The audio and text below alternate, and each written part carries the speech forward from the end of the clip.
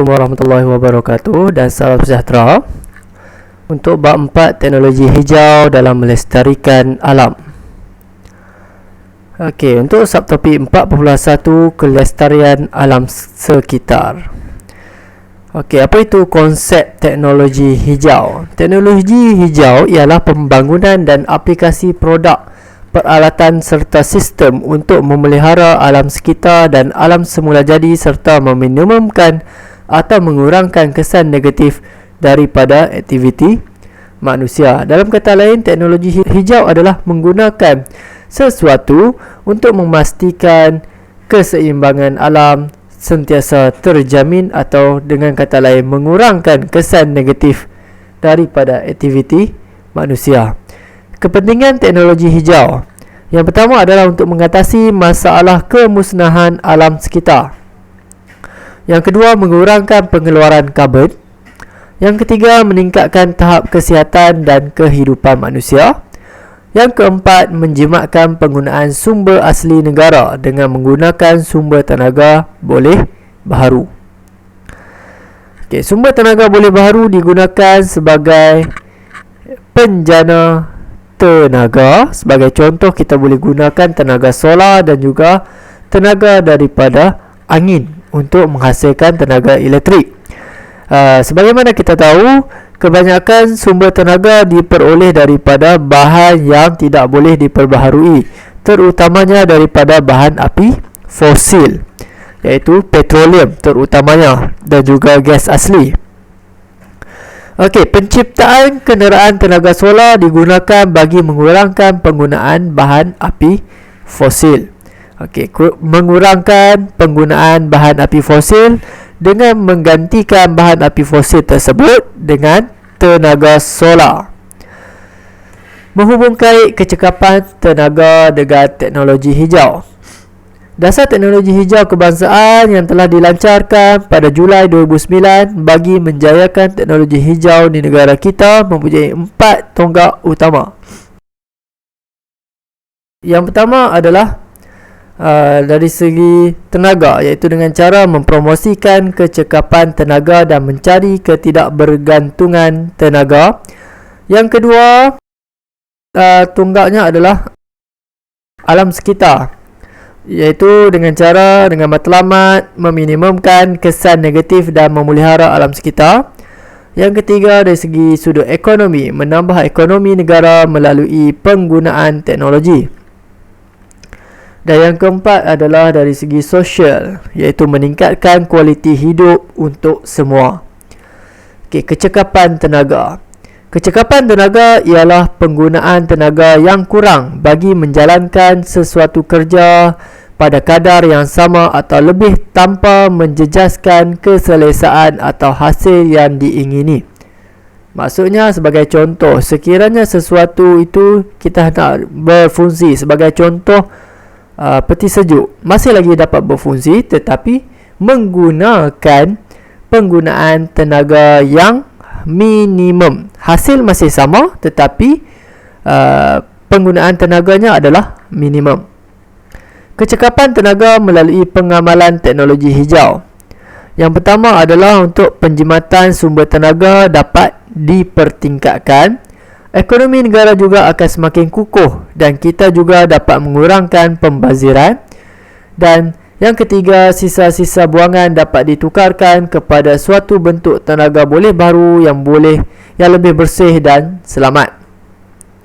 Inisiatif dan usaha ke arah penjimatan tenaga. Okey, yang pertama, biasanya tenaga elektrik pada masa kini akan ada label kecekapan tenaga yang biasanya dalam bentuk bintang. Semakin banyak bintang bermaksud barangan elektrik itu lebih cekap tenaga. Dan biasanya 5 bintang adalah bintang yang paling tinggi untuk nilai kecekapan tenaga. Okey, yang kedua, inisiatif yang kedua adalah indeks bangunan hijau. Okey, sebagai contohnya kita ada Masjid Hijau yang pertama di Malaysia yang telah ditubuhkan. Dan seterusnya, kempen teknologi cekap tenaga. Yang keempat, kempen penggunaan tenaga elektrik berasaskan sumber solar. Sebab itu kebanyakan sekarang ni dapat dilihat banyak ladang-ladang solar telah dibina untuk menggantikan tenaga yang tidak boleh diperbaharui kepada tenaga boleh baharu. Sebagai contoh, tenaga solar. Yang kelima, kempen kesedaran terhadap penggunaan melalui amalan penjimatan tenaga. Okey, sektor yang terlibat dalam teknologi hijau. Yang pertama adalah sektor tenaga itu sendiri, yang mana penggunaan tenaga alternatif yang lebih bersih, bebas karbon serta dapat menggantikan penggunaan bahan api fosil. Antara contoh tenaga alternatif ialah tenaga boleh baharu seperti hidroelektrik, iaitu daripada air, solar daripada matahari dan tenaga angin. Okey, hidroelektrik, solar dan angin. Yang kedua, sektor pertanian dan perhutanan. Pengawalan gas karbon dioksida di dalam udara melalui pertanian dan perhutanan. Sektor ini juga menekankan penjagaan nutrien tanah serta penambahbaikan pengamalan penanaman. Okey.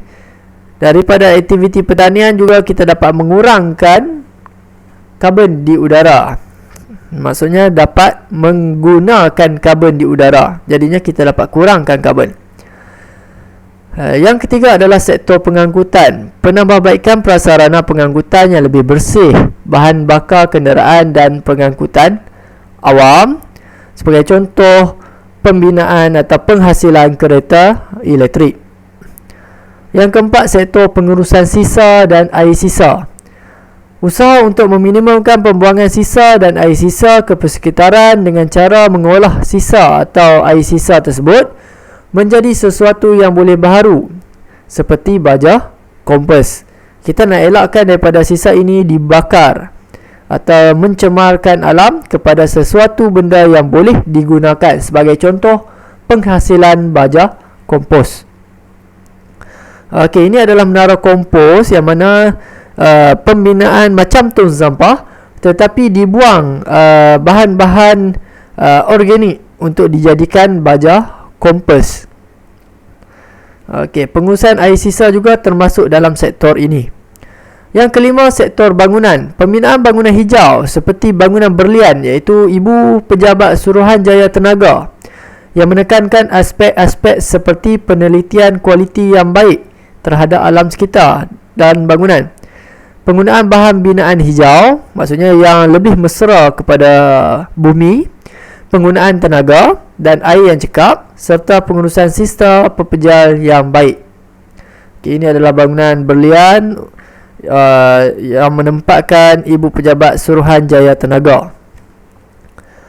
Sektor yang keenam adalah sektor perindustrian dan pembuatan.